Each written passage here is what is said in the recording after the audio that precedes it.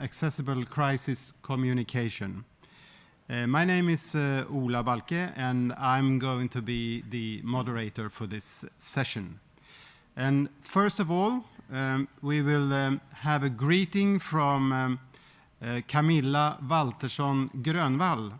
She's Minister for Social Services in Sweden. She's not here, but we will look or take part of in a video.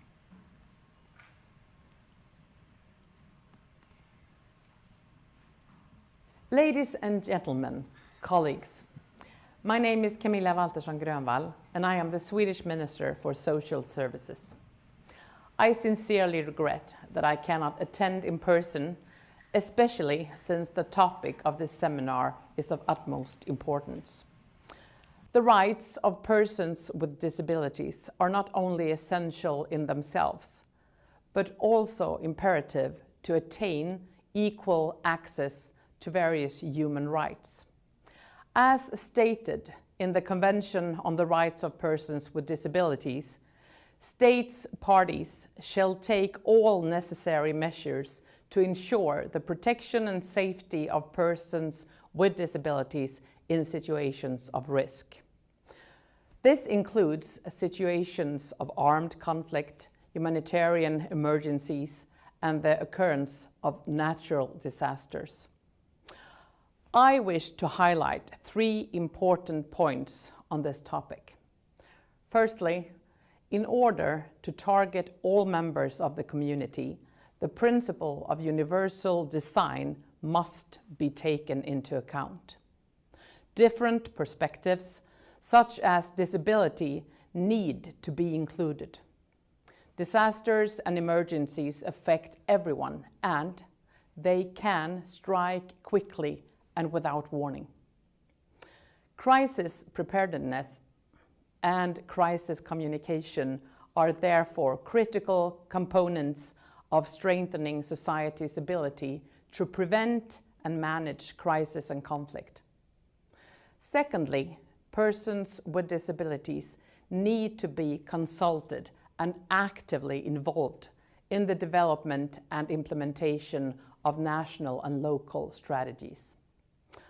Planning and risk analysis are often performed without any input from persons with disabilities, and their perspectives need to be considered to better understand how disasters and emergencies impact them. Thirdly, the need for accessible disaster preparedness plans. Inaccessibility can have dramatic consequences for persons with disabilities, since they are often disproportionately affected, facing multiple challenges that are aggravated by disasters and conflict. Many are also socially or logistically isolated and without accessible information, evacuation warnings, and appropriate transportation. They risk being left behind in relief and response efforts.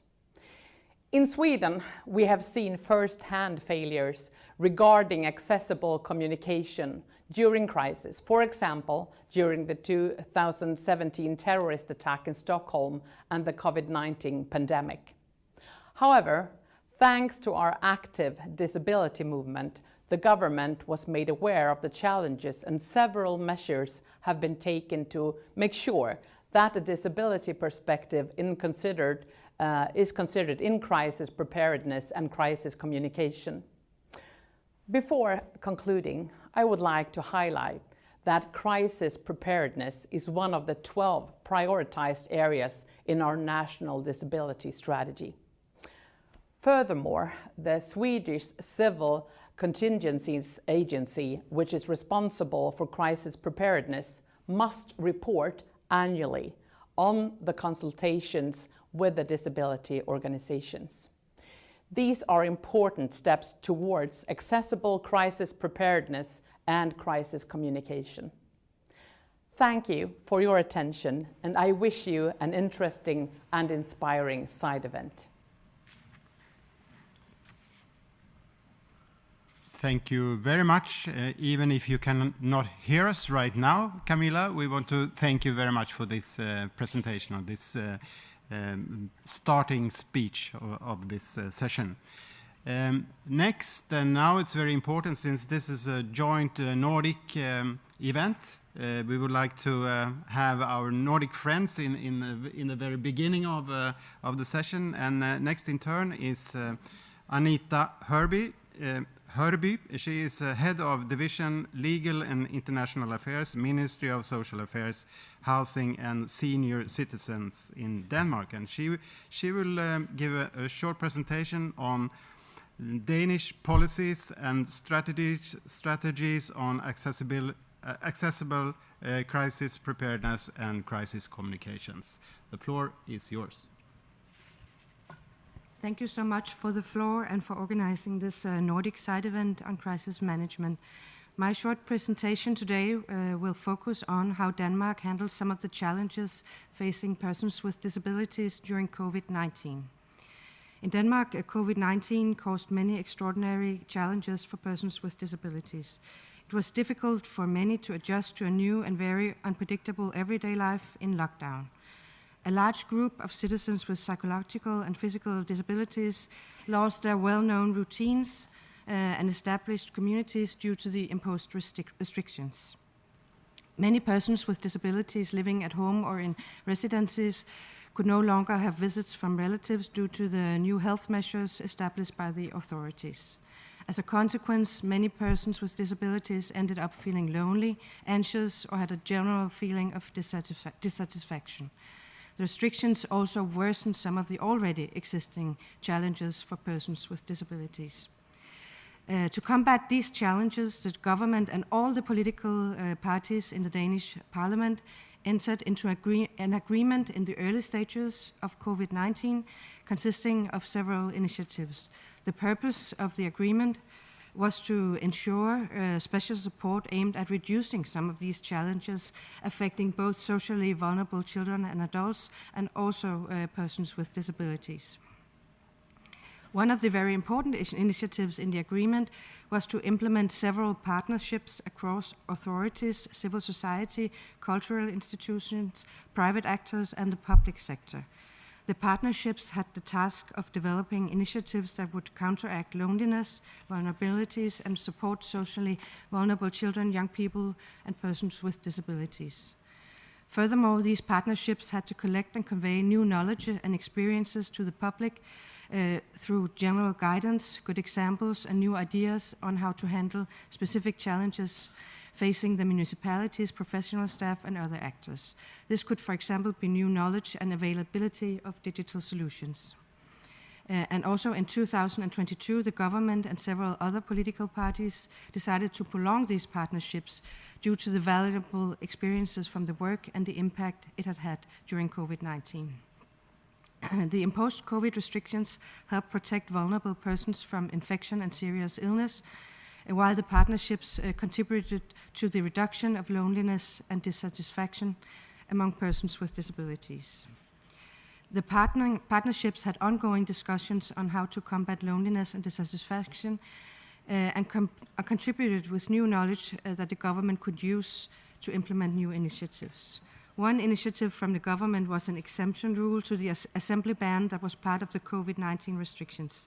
The aim of the exception rule was to ensure that persons at residences would be able to celebrate, for instance, Christmas together despite the restrictions in place.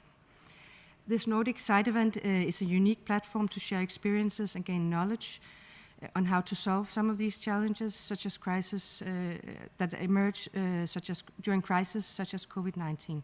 And I look forward to the rest of the event and the following presentations. Thank you.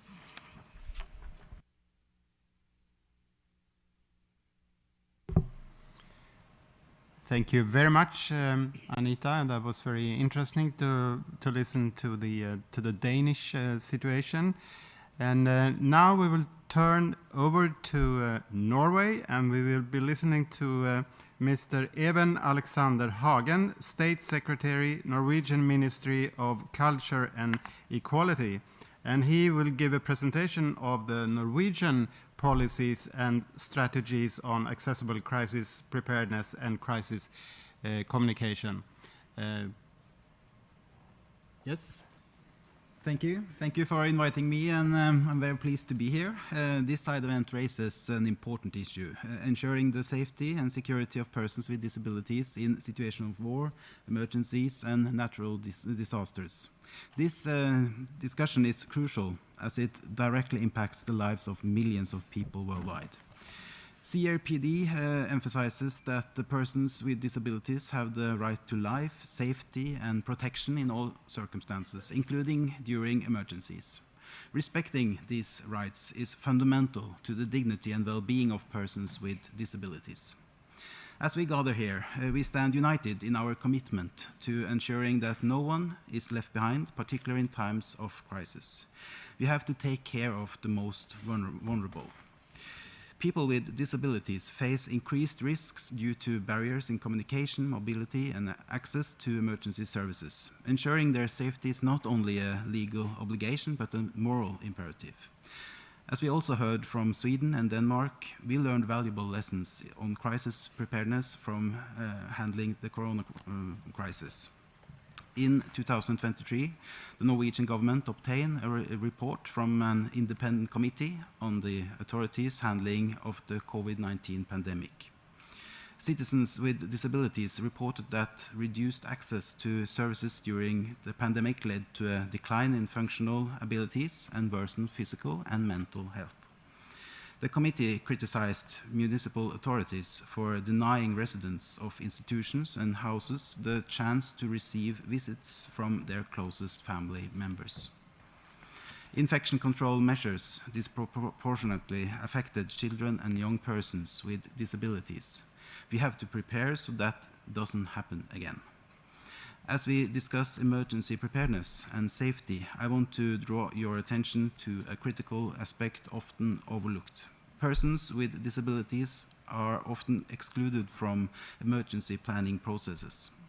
This results in plans that do not adequately address their specific needs and challenges.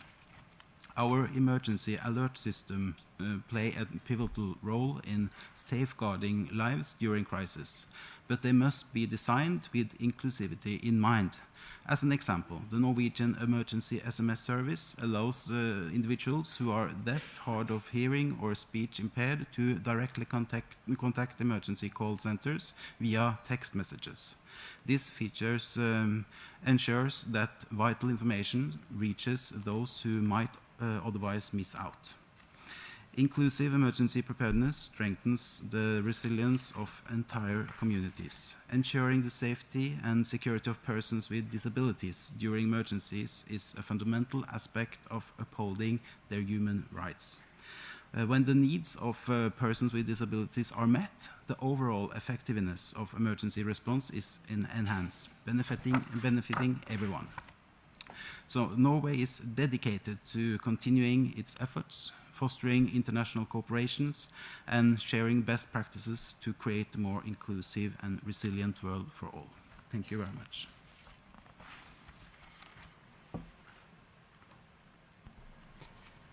Thank you very much, Even Alexander Hagen. That was interesting. And now we will turn to another part of the Nordic region, and that is to Sweden, and in fact to my dear colleague Pernilla.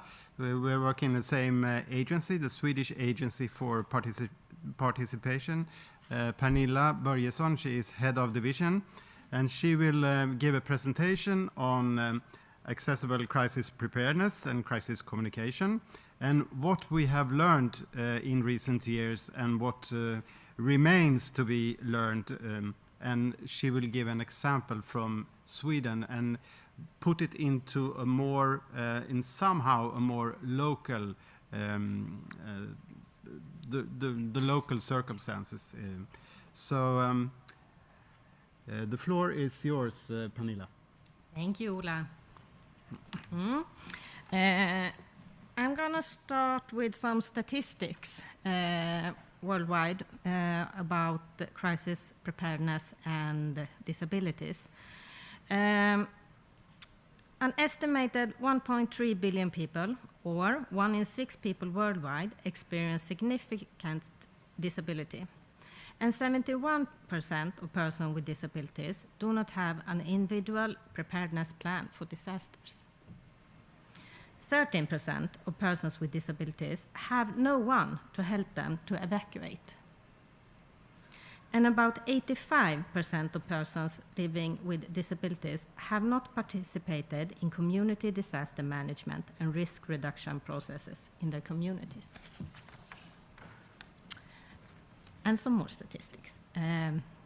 Only 20% of persons with disability say they would be capable of evacuating immediately in the event of a sudden disaster. In the Japan earthquake in 2011, persons with disabilities were twice as likely to die. Next. In Sweden, we have been working with these issues at the Swedish Agency for Participation the last year, and we have been doing a qualitative survey this year. And in Sweden, as in many other countries, there's still work to be done in terms of crisis preparations. In our qualitative survey, we have noticed that most municipalities have not succeeded in incorporating a disability perspective in crisis preparedness work. Less than half of the municipalities require crisis preparation to be included in pronouncement process for service aimed at persons with disabilities. And the work is rarely organized at the municipality-wide level and lacks elaborated routines.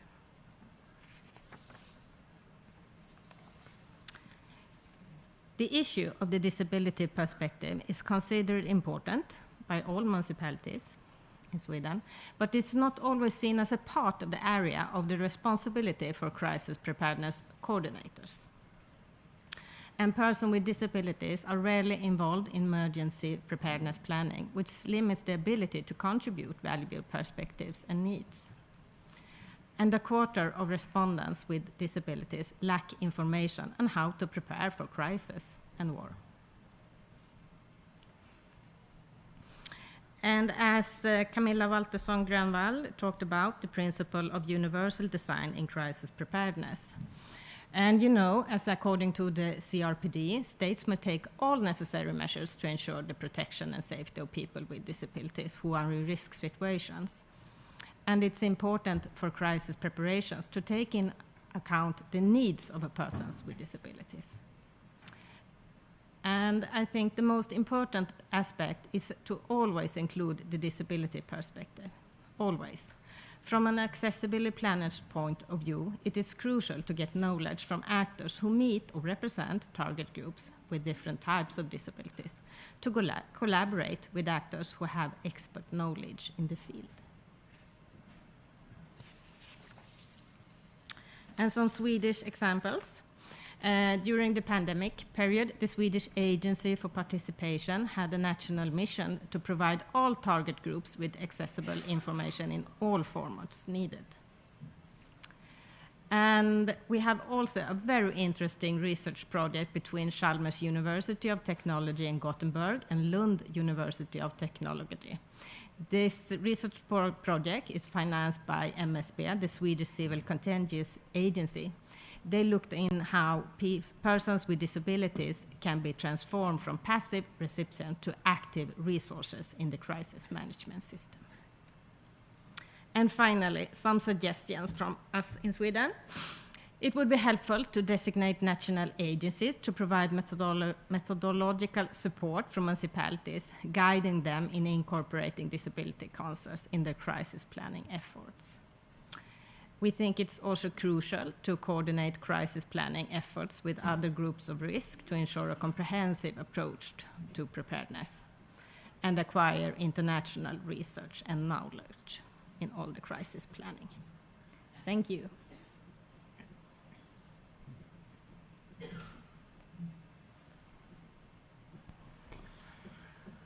Thank you very much, Pernilla. It's good to have such excellent colleagues as I have.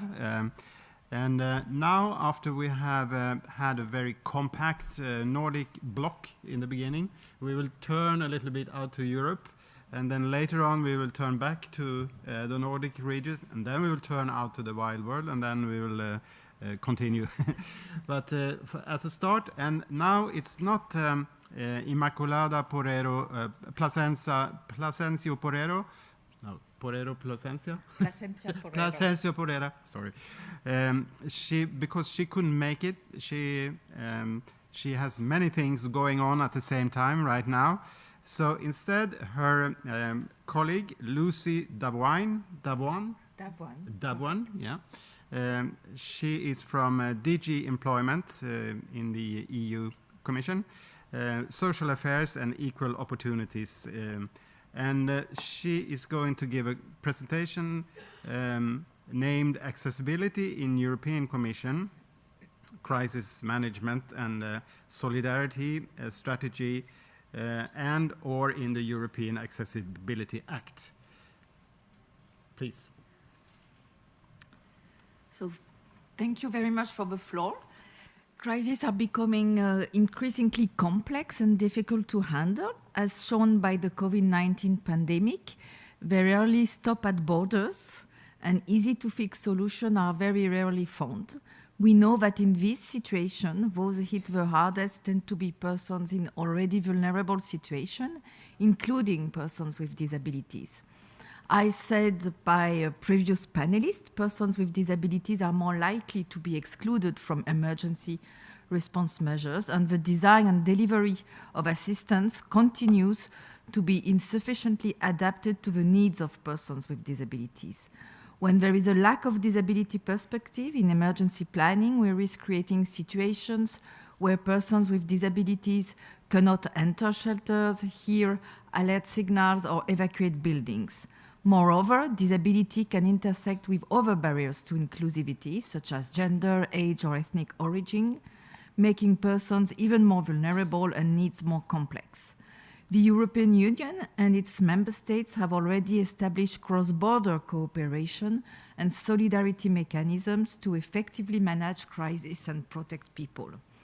The Union Civil Protection Mechanisms coordinates the response to natural and man-made disasters at European level. It aims to foster cooperation among national civil protection authorities, increase public awareness and preparedness for disasters, and enable quick, effective, and coordinated assistance to countries affected by an emergency.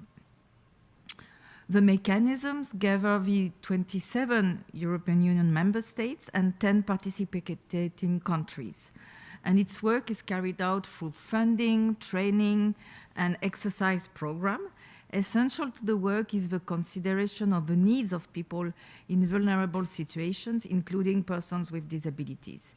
In February 2023, the Commission, together with countries in the Union Civil Protection Mechanism, agreed on the Union Disaster Resilience Goals. The aim of this goal is to improve the capacity of the European Union and participating countries to anticipate and withstand the effects of future major disasters and emergency.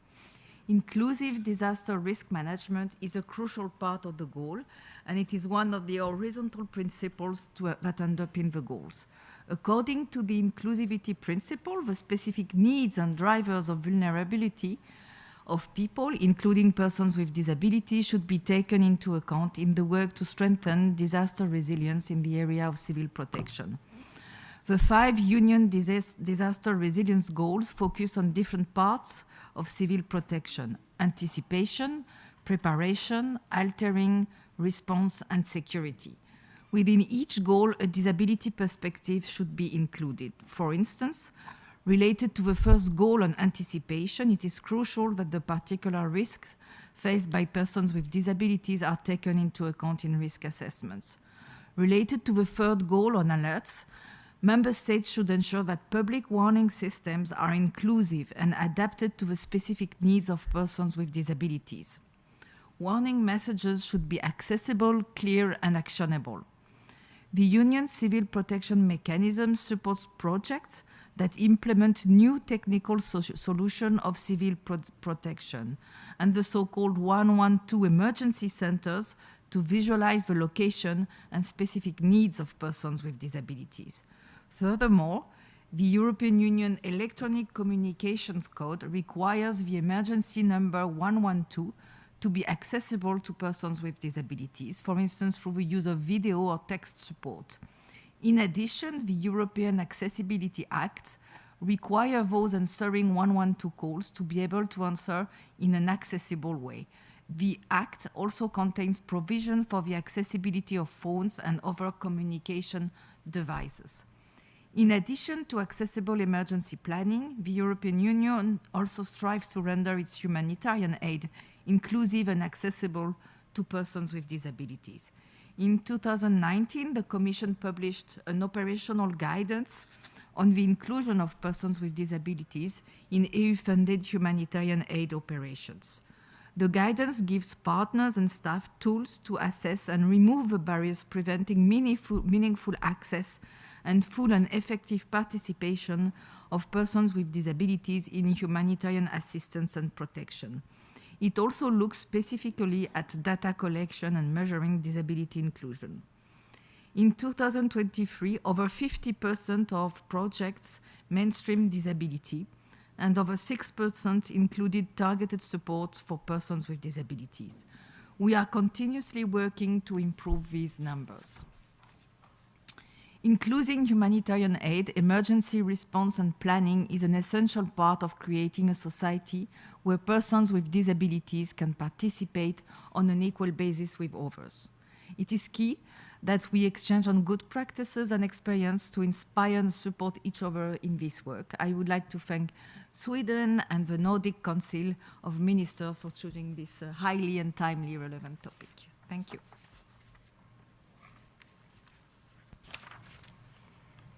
Thank you very much, Lucy, and it's very valuable to have this European outlook and the perspectives from the Commission side. So thank you again very much.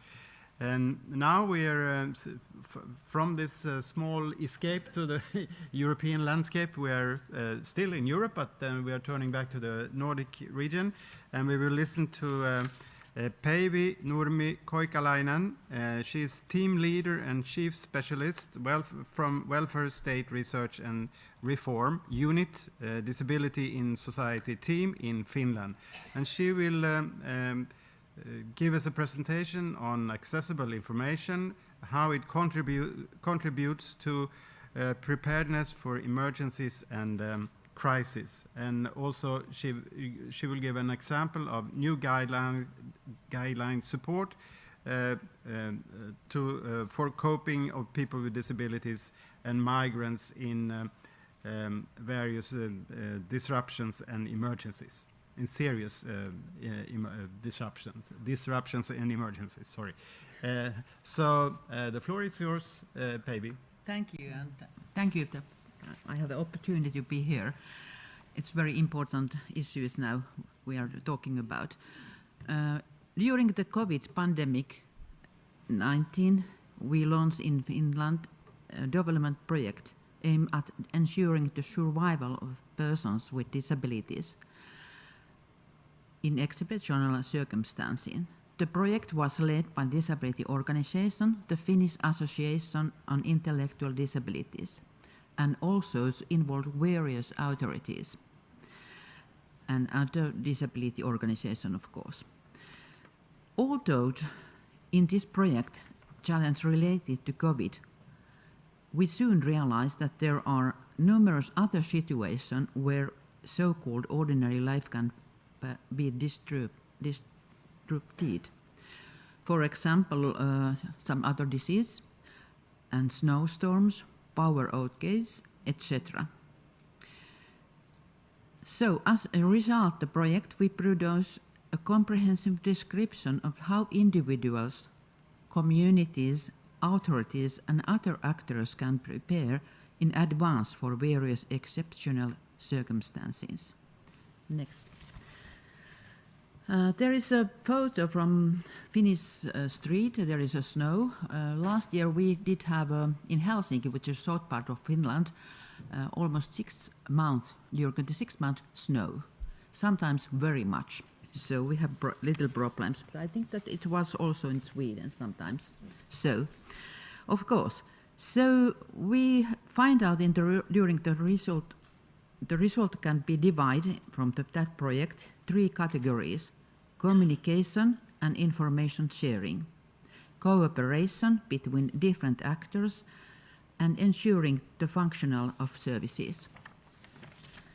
So I'm going to tell a little bit more about those. So the first, accessible communication, as people have said all in this meeting also.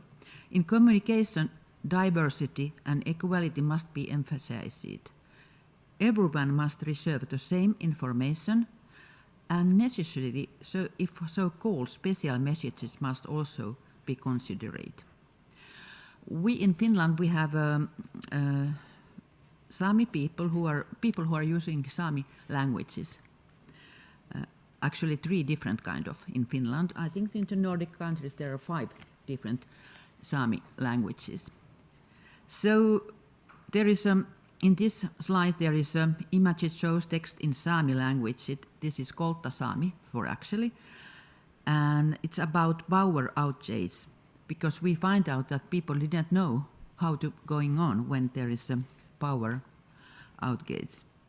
And preparedness, along with visual communication, so-called pictures, pictograms.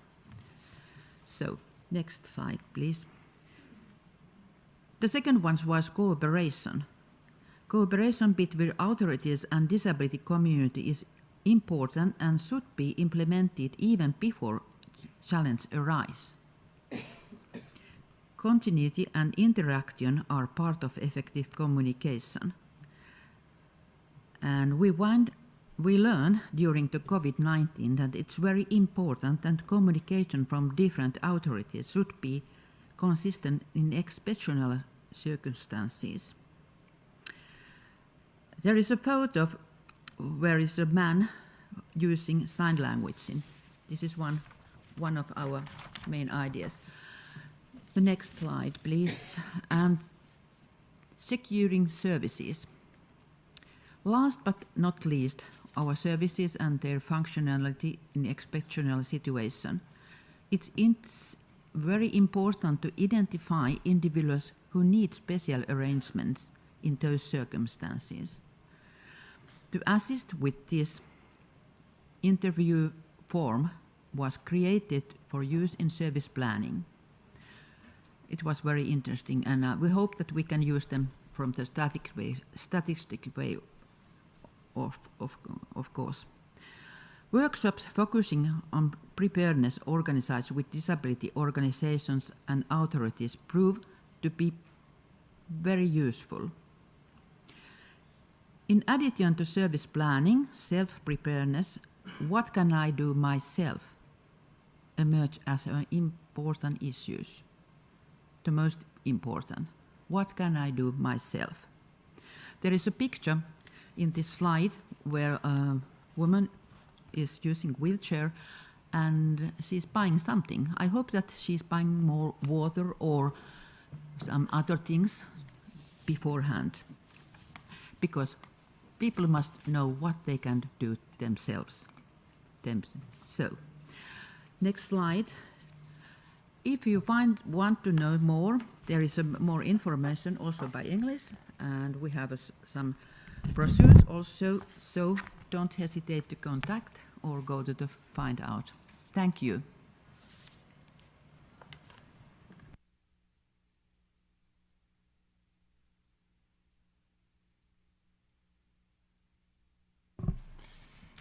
Thank you very much, Päivi.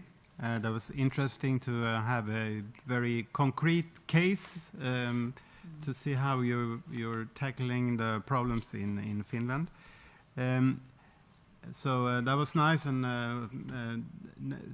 very soon we are turning very much far away from from the Nordic region. But first I would like to say that according to the program, our next speaker should have been the former special representative of the UN Secretary General by disease risk reduction, and also a member of the International Red Cross.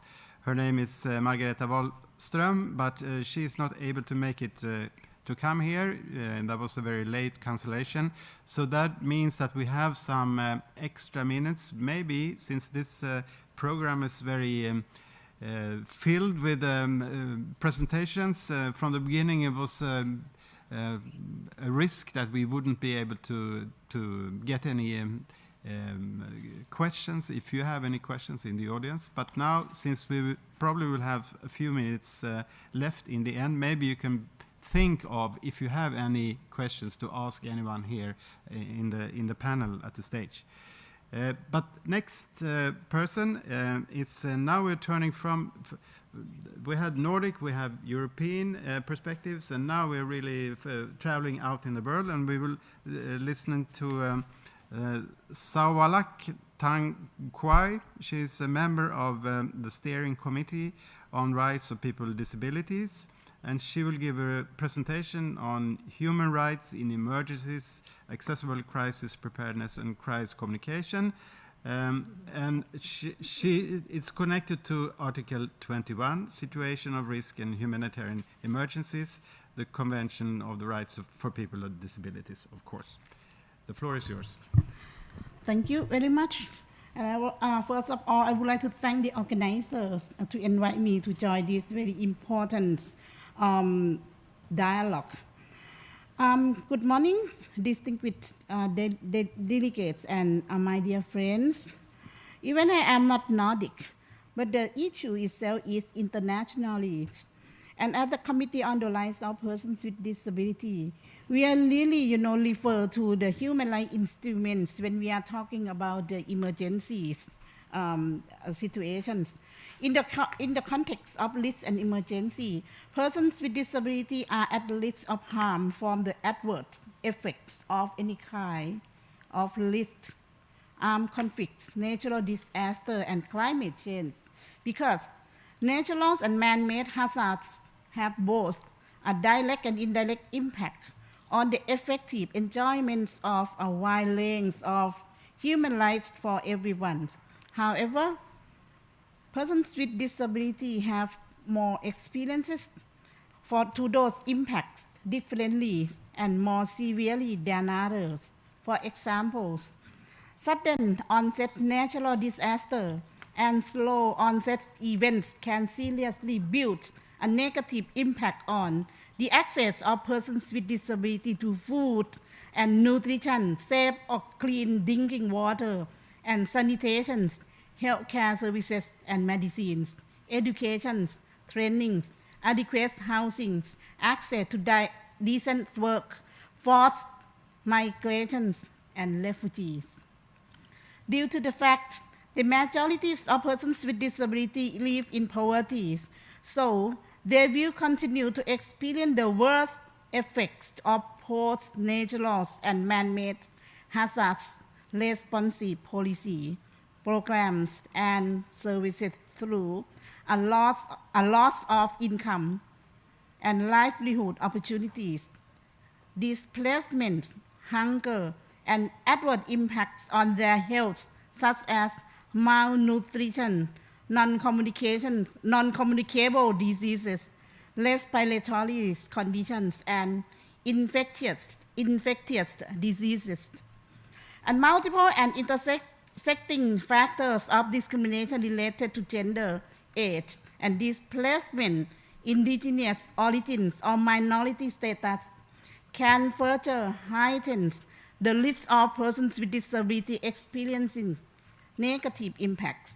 Women and girls with disability, particularly intellectual and psychosocial disability, are at greater risk of violence, facing violence, including sexual violence, exploitations, or abuse. During emergencies, especially in emergency shelters, in some countries, let me highlight it, a conservative belief system denies the movements of women with disabilities, including deciding who may assist in their evacuations and where they can stay during emergencies.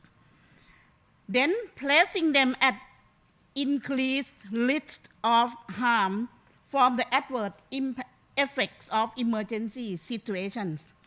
I would like to draw your attention on the fact floods in Pakistan, Bangladesh, and southern parts of Thailand, and massive earthquake in Turkey, and many more have proved persons with disability are disproportionately multiple affected by climate change, armed conflict, natural disaster, and risk of any kind. So therefore, persons with disability must be closely consulted at all levels. Empower persons with disability as agents of change to address the harmful impacts of natural and man-made hazards in their day-to-day lives. These participations would allow for tailored crisis responsive action. Its preparedness and crisis communications policy that addresses the specific concerns of persons with disability related to those adverse multiple impacts. Please remember, disability are cross-cutting with different requirements. So practices in terms of disability inclusion may also be relevant for the population at large, helping to address some of the worst impacts of natural and man-made hazards. The Article 11, the situation of risks and humanitarian emergencies, in line with at least 3 major instruments of human rights, namely UDHR, CCPR, ICCPR, and ICESCR, clearly stipulate that everyone has the right to the highest adequate standard of protection against natural and man-made hazards. So the minimum standard can be grouping into 6 aspects. The first one is the right to security in general. The second one is the right to economic, social, and cultural developments that concern to freedom of choices in the economic, social, and cultural spheres, and as well as to include self-determination and freedom of political choices.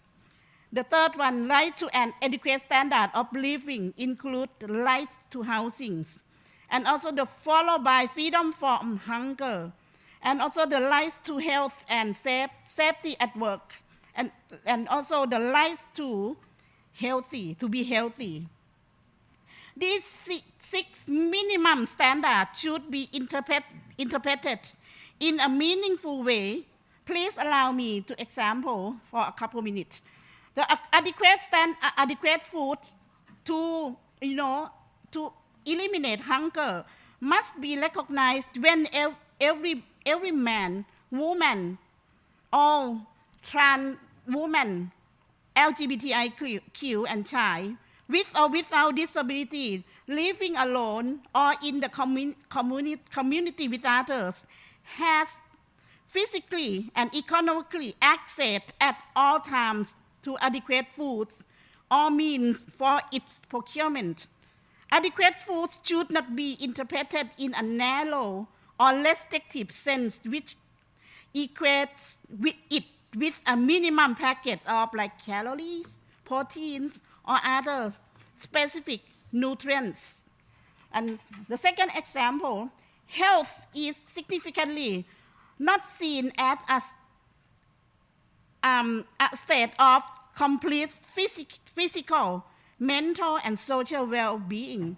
The right to health is not to be understood as a right to be healthy, but must be understood as a right to the enjoyment of a variety of facilities, goods, services, and conditions necessary for the realization of the highest adequate standard of health.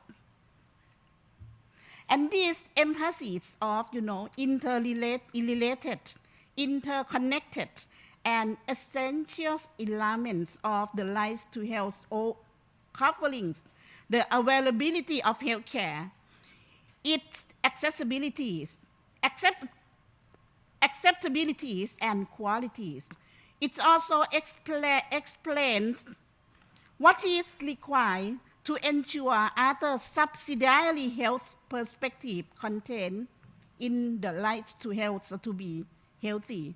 For instance, reproductive health, right to be mothers, or to healthy and also to healthy natural and workplace environment, to prevention, treatment, control, and diseases, to facilitate goods and services.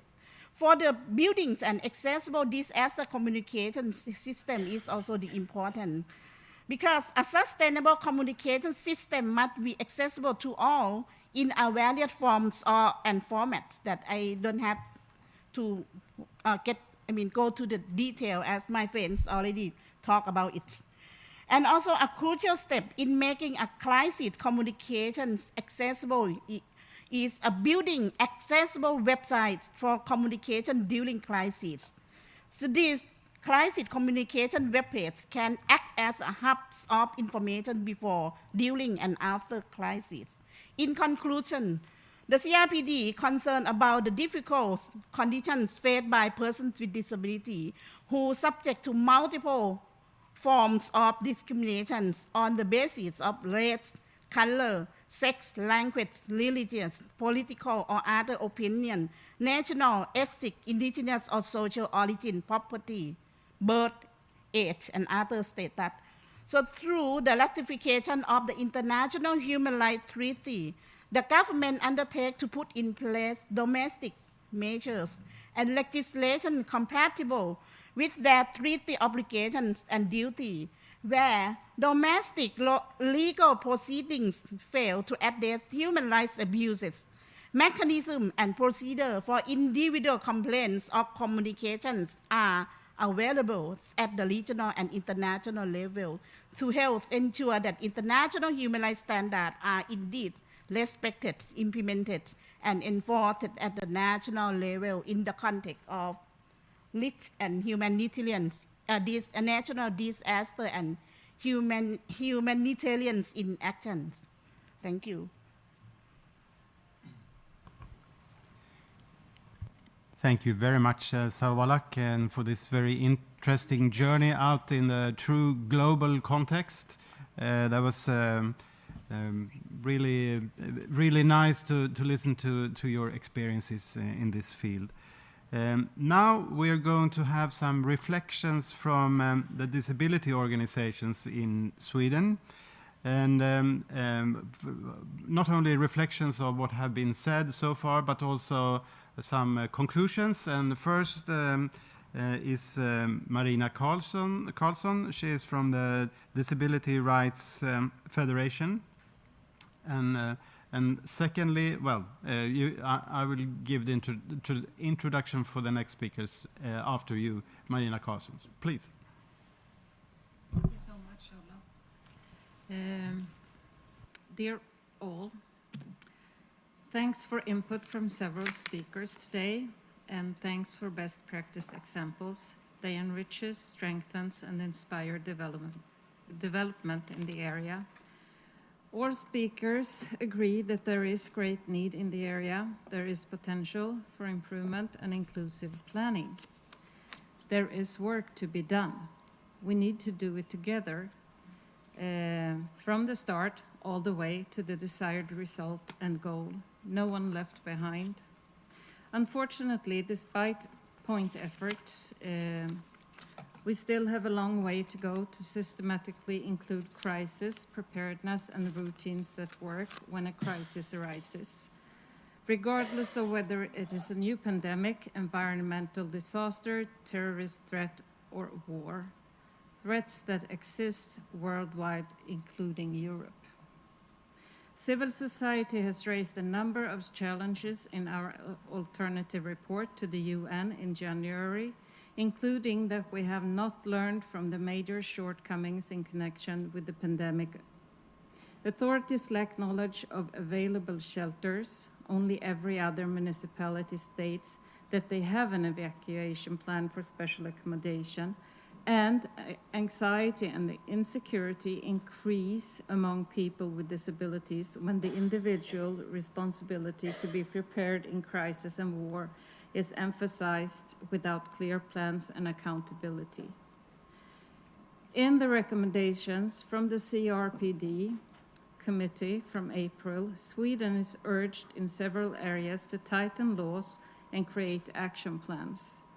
When it comes to crisis situations, the recommendation is to draw up a national strategy and coordinate the work across the country.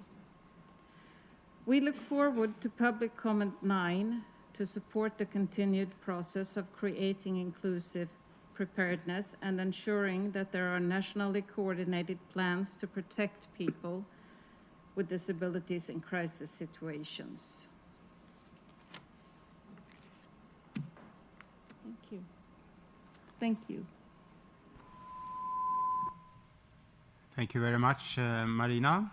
And now we turn to Sara Hansson. She is representing youth with disabilities in Sweden. What's your reflections? Thank you, Ola, and thank you to all the previous speakers for an insightful discussion. My name is Ida Hansson, and I represent the Youth with Disabilities Federation of Sweden. As Marina and Pernilla have mentioned, Sweden still has a lot to learn in the field of crisis preparedness. We can see that crisis preparedness in Sweden is often reactive. After a heat wave in 2018, we saw a rise in the number of municipal preparation plans for high temperatures.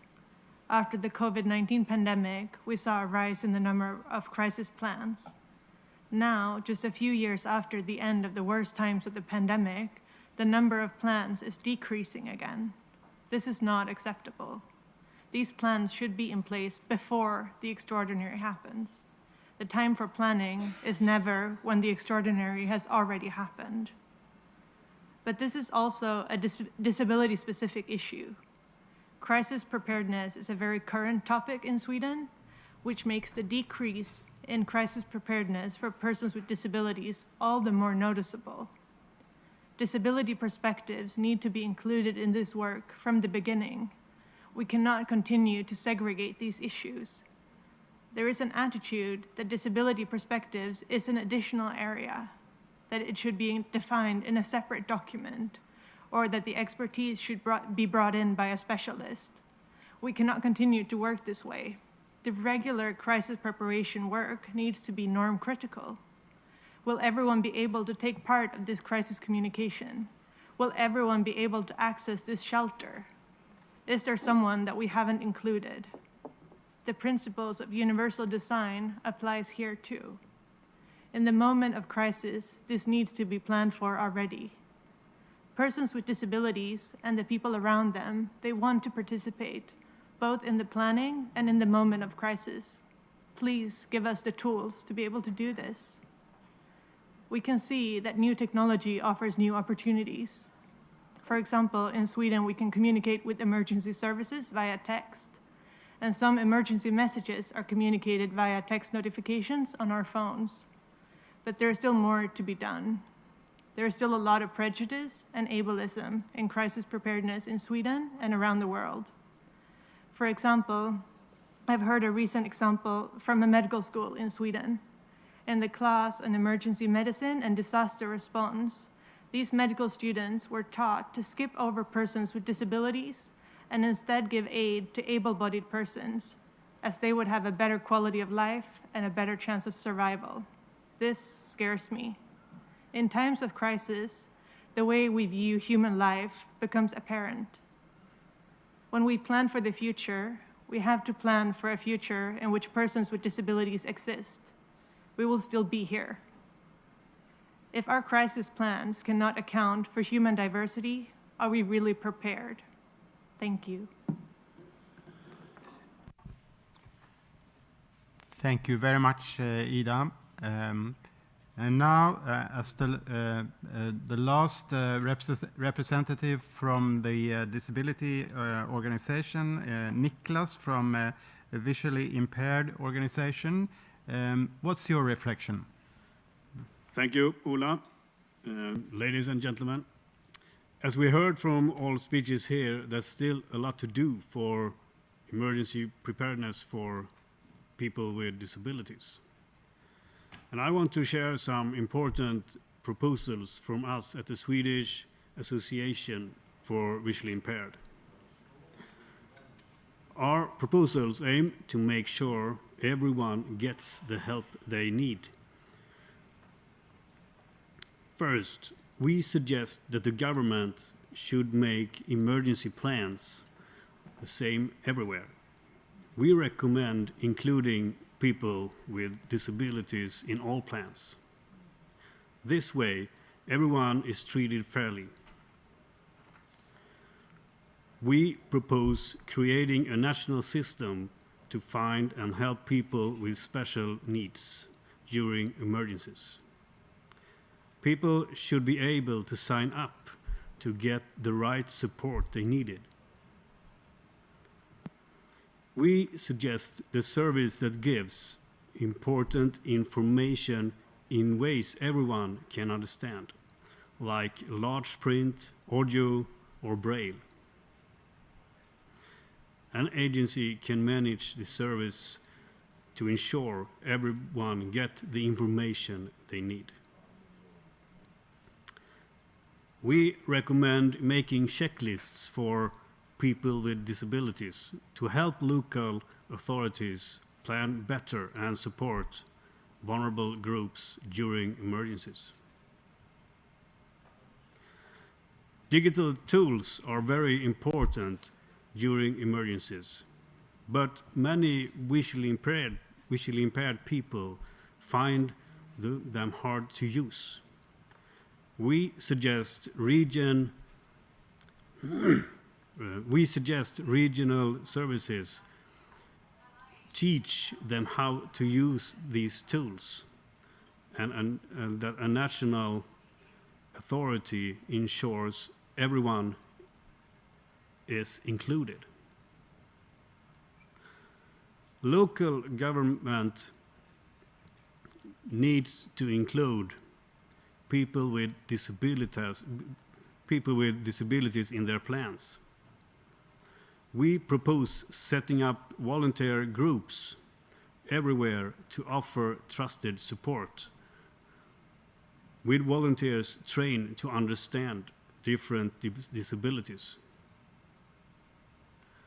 During evacuations, plans must be made for those who have trouble moving around. We suggest local authorities ensure visually impaired people can get to shelters easily and allow guide dogs in shelters. We recommend special courses to help people with disabilities prepare for emergencies. These courses can teach them how to be self-sufficient for at least a week, organized with the help of community organizations.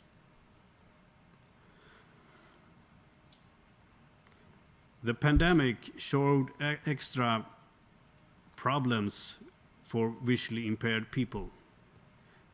We suggest a plan to ensure everyone can get vaccinations and testing easily. Services like guided assistance should continue during health crisis. It's important to provide basic support for social contact and health during crisis. We propose clear guidelines on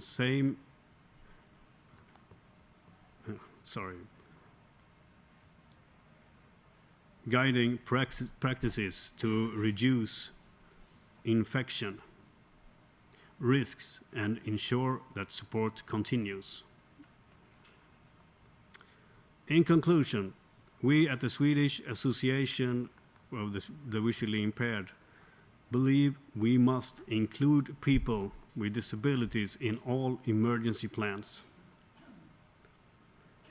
Let's work together to create an inclusive and supported environment for everyone, especially during emergencies. Thank you.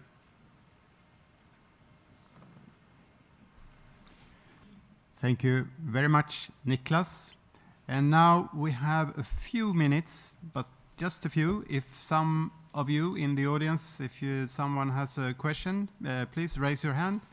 I can see a hand over there and one there. Okay, we take 2 questions. If it's short, 3. Now suddenly it's 4. I don't know. If you can be, okay. If you can, we'll start with you and then we'll see. In the very back, yes. And don't forget to push on the red button in your microphone. Hello. Hello, everyone. It's a great speech. My name is Dr. Lauren Farovich, and I'm the founder of the organization, the Global Deaf Research Institute. We perform needs assessment on deaf populations. I wanted to share my concerns with how we treat disabled people as a uniform group in life-threatening situations like the ones we're discussing right now. In our research, we found that in a crisis, that deaf people tend to do worse than general population, disabled populations in general. For example, we noted in our recent research, we asked deaf Nigerians in a crisis, illness, are they confident in where they're going to get their information, their emergency preparedness? Only 2.3% know what to do, only 2.3%. So it's understandable because deaf people's needs are different, their struggles are different than other disabled people's needs, someone that has a physical disability, for example. So I wonder if we can speak to the dangers of framing this issue using disabled people as a uniform group, and whether your countries are making individual efforts to connect with specific disabled populations instead of generally as a whole.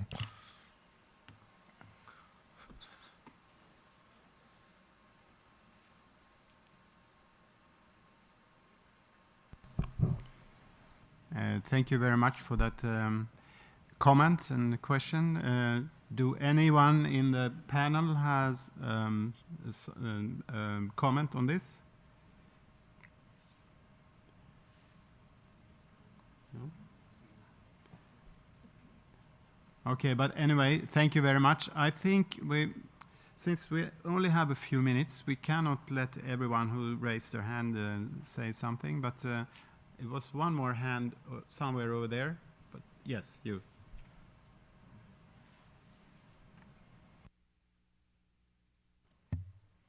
Thank you. I'm representing the World Federation of the Deaf. And I'm also from Iceland. So part of Scandinavian friendship. My question to you, and specifically to P-Polvi,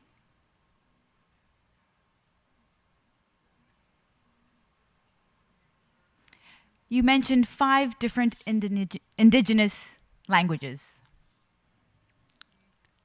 Sami.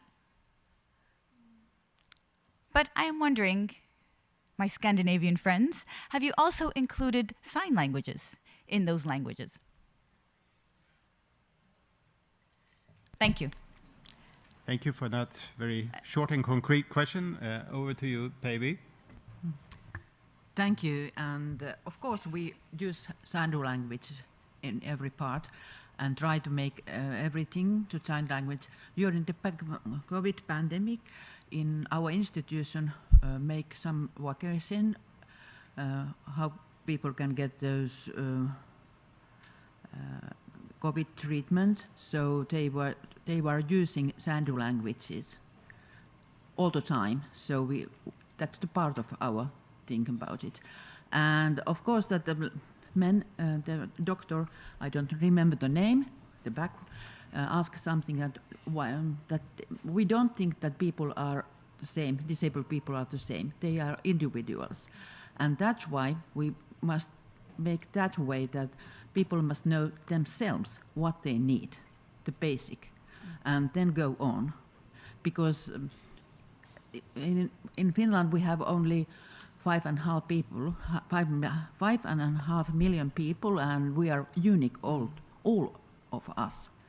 And we are living very, very different places, and we have different needs. Also, disabled people, they are not the same. So, unique and different languages and so on. And I think that in Finland we are using so many. We are using also Swedish. The Finnish is the main language, then we have Swedish, and then we have sign language. They are the three, and of course the Samish languages also. And we are trying to manage and hoping the translation AE is coming better all the time. So we can use our own language in this kind of places also in very many times. Maybe after 10 years we can use a. Yes. Okay. Thank you very much, Päivi. Can I take 1 minute? No, because according to our very tight schedule, and I'm sorry I saw many hands raised, but we have one final remarks, and our time is actually running out now. And the final remarks is going to be made by our ambassador, Anna-Karin Eneström. She's a Swedish ambassador to United Nations, and she's representing the permanent mission of Sweden to UN. And she's now doing a rock star entrance, I think, from beside. The floor is yours.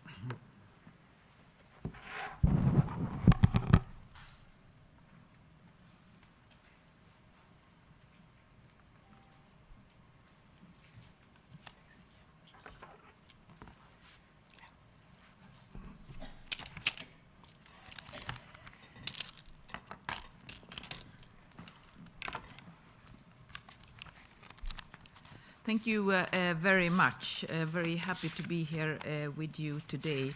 I understand you've had a very productive meeting, and let me start by thanking the speakers here today for an engaging and thoughtful discussion. This is the good thing about the close cooperation between the Nordic countries. It enables us to compare and contrast experiences and lessons learned from 5 different countries. We hope these Nordic experiences can be useful also outside our own region. It's so important to have this conversation during the conference of the state parties to the CPRD. Sorry, it's the CRPD. We are, after all, treaty bound by the CRPD to take all necessary measures to ensure the protection and safety of persons with disabilities in situations of risk. Article 11 is quite clear, and we have to do this. I'm grateful to the CRPD committee, Ms.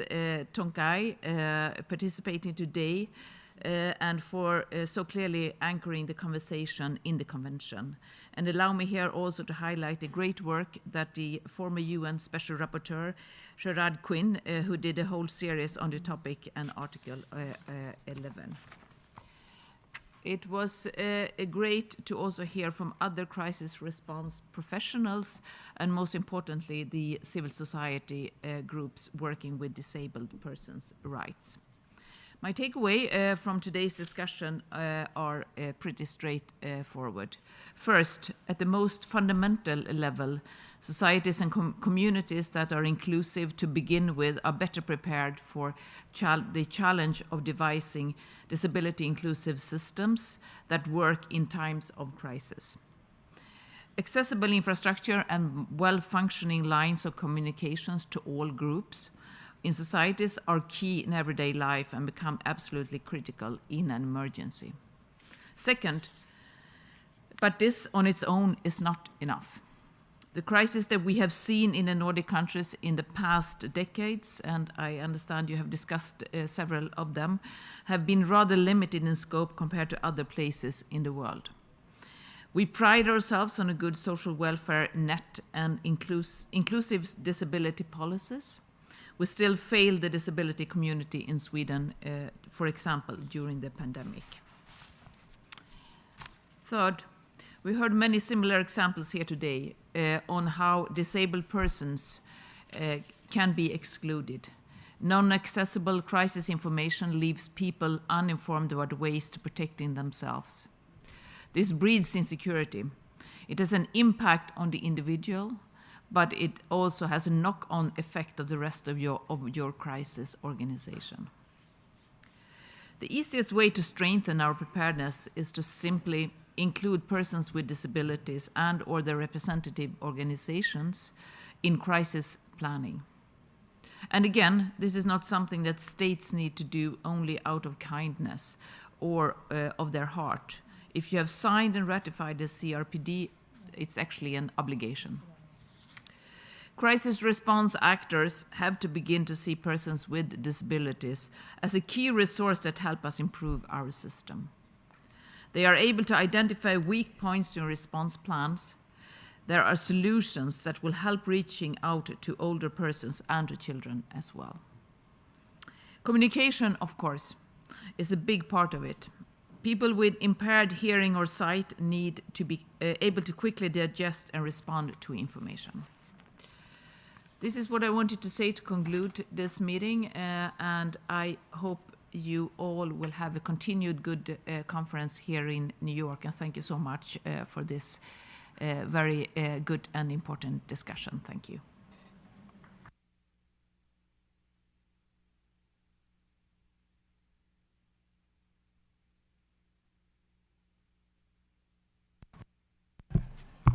Thank you very much, Anna-Karin, and that was the end of this session. And now I just have one more message, but that's internal for us participators here on the stage, because our photographer Marie want us to pose for a nice photo over here. So, but to you in the audience, thank you very much and goodbye.